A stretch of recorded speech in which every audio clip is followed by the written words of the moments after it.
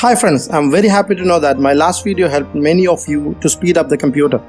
So this time I'm doing a video to help those who thinks their mobile acting crazy lately. One of the challenge with mobile is that because it is very easy to download app, even your kids download many harmless looking app. By the way, my younger kid does that too. Many of these harmless looking app are not only threat to your privacy but also will utilize your processing power and memory to make them money. Because it's a vast and whole different topic, let me take you direct to the point. Step number 1. Delete the app which you did not use since last month. If you need that again, download app is not a big deal. If you think it is, ask your 6-year-old. You will be surprised to know that 75% of the app in your mobile were never used and balance 10% used only twice a year. Only Facebook, WhatsApp and TikTok are the one mostly used.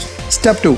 Delete the app which promising you it will increase your memory. It is same as a tea or a juice they recommend after having a biryani to reduce the fat.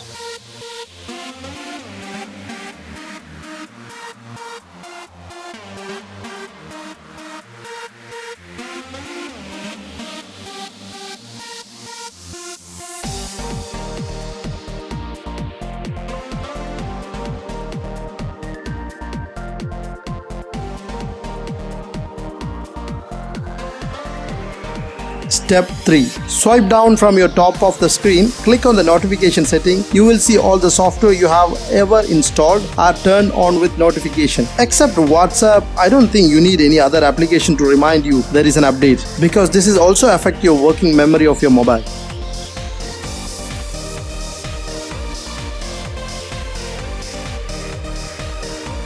Step number 4. You will be surprised to see the total memory used by WhatsApp. With the meme, unwanted video you never have opened, you can delete those by go to settings and data storage usage. Click on the storage. Based on the order of use, your personal group chat history will list here. Irrelevant communication can be deleted from here. You can also choose to delete only videos and audios and keep your text, which is hardly 1 or 2 MB. And WhatsApp also will help you not to delete those are marked favorite. Now since you have removed all the unwanted application and files, let's do an optimization from device maintenance option under the settings. Click on the optimize button. This will just clean unwanted cache files and clear some unwanted open service from memory. By now, your mobile speed will be much better than earlier.